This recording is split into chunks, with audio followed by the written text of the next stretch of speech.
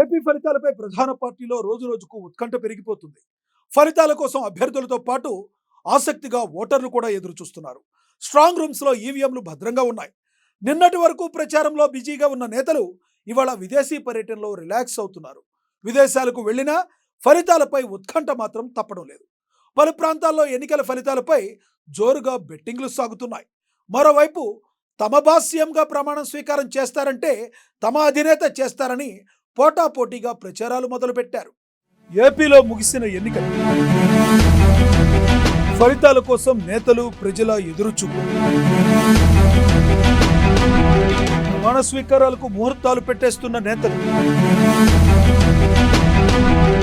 విశాఖలో జగన్ ప్రమాణ స్వీకారం ఉంటుందన్న మంత్రి బొత్స. జూన్ 9న ఉదయం 9:38 ముహూర్తం పెట్టిన వైవి.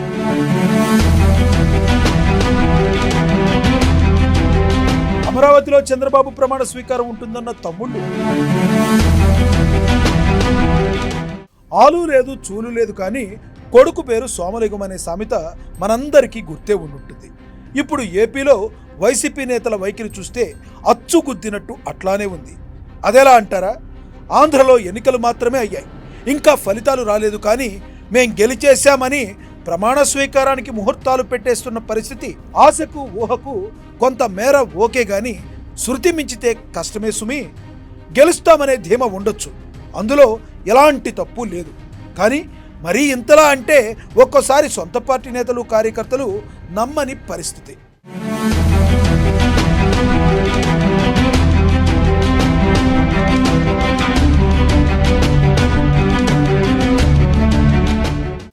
గెలిచేది మనమే, దేశం మొత్తం మన వైపు చూసేలా ఫలితాలు ఉంటాయని వైసీపీ అధినేత వైఎస్ జగన్మోహన్ రెడ్డి ఐపాక్ టీంతో సమావేశంలో భాగంగా చెప్పారు. అంతకుముందే మంత్రి బొత్స సత్యనారాయణ సైతం గెలుస్తున్నాం, మళ్ళీ అధికారం మాదే అని గట్టిగా చెప్పారు. అంతేకాదు విశాఖ వేదికగా ప్రమాణ స్వీకారం ఉంటుందని కూడా క్లారిటీ ఇచ్చేశారు. ఈ ప్రకటన నాటి నుంచి నేటి వరకు పెద్ద చర్చకే దారితీసింది. ఇప్పుడు జగన్ చిన్నాన్న ఎంపీ వైవి సుబ్బారెడ్డి మీడియా ముందుకొచ్చి జూన్ 9న ఉదయం 9:38 విశాఖలో ఏపీ ముఖ్యమంత్రిగా జగన్ ప్రమాణ స్వీకారం చేస్తారని డేట్, టైం, ప్లేస్ చెప్పడం గమనార్హం. మార్నింగ్ 7:30 నుంచి మహిళలు, మరీ ముఖ్యంగా వృద్ధులు, వికలాంగులు వచ్చి ఓట్లేసిన తీరు చూస్తేనే ఆ రోజే తెలిసిపోయింది రాష్ట్ర ప్రజలందరూ కూడా ఏ విధంగా గౌరవ ముఖ్యమంత్రి జగన్మోహన్ రెడ్డి గారి పట్ల, వైఎస్ఆర్ కాంగ్రెస్ పార్టీ పట్ల ప్రజలు ఆదరణ చూపబోతున్నారు. దానికి నిదర్శనం రేపు తప్పకుండా 4వ తారీఖు జరగబోయే ఓట్ల లెంపు స్థితిలో వైఎస్ఆర్ కాంగ్రెస్ పార్టీ అభ్యర్థులు వన్ సైడ్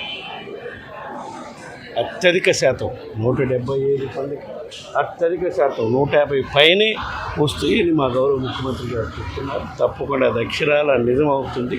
ప్రజలు ఆశిస్తున్నారు. తర్వాత కార్యక్రమం పెద్దలు చెప్పినట్టు తప్పకుండా వైఎస్ఆర్ కాంగ్రెస్ పార్టీ అధికారంలోకి వస్తుంది. మా గౌరవ ముఖ్యమంత్రి జగన్మోహన్ రెడ్డి గారు ఇచ్చిన మాట ప్రకారం విశాఖలోని 9వ తారీఖు మార్నింగ్ 9:30 ప్రమాణ స్వీకార కార్యక్రమం కూడా విశాఖలో జరుగుతుంది. దానికి పెద్ద ఏర్పాట్లు చేసే కార్యక్రమాలు కూడా మా పార్టీ నాయకులతో చర్చించే కార్యక్రమం కూడా.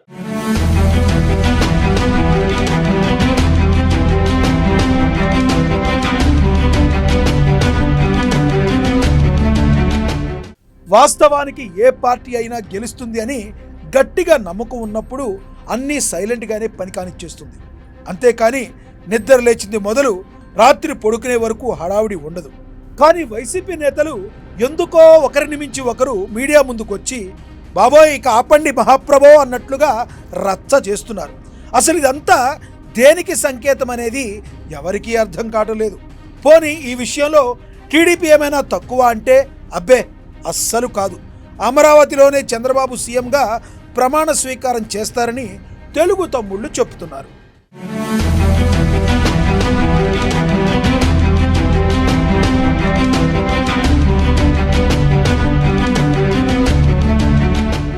ఇక వైసీపీ విషయానికి వస్తే రేపొద్దున్న ఫలితాలు తిరగబడితే పరిస్థితి ఏంటి?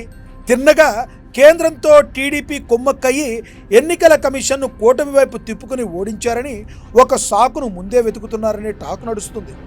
ఇక ఇప్పటికే ఏపీలో ఎన్ని కోట్ల అల్లర్లు జరిగాయో తెలిసింది.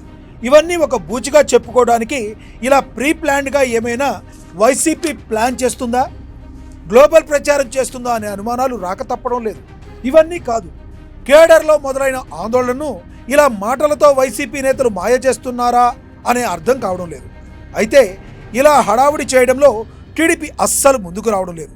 ఎందుకో డీలా పడిపోయింది. దీంతో వైసీపీ నేతలు మరింత రెచ్చిపోయి కుప్పంలో చంద్రబాబు ఓడిపోతున్నారని చెప్తున్న పరిస్థితి. మైండ్ గేమ్ ఆడటంలో వైసీపీ ఎప్పుడూ ముందు ఉండనే ఉంటుంది.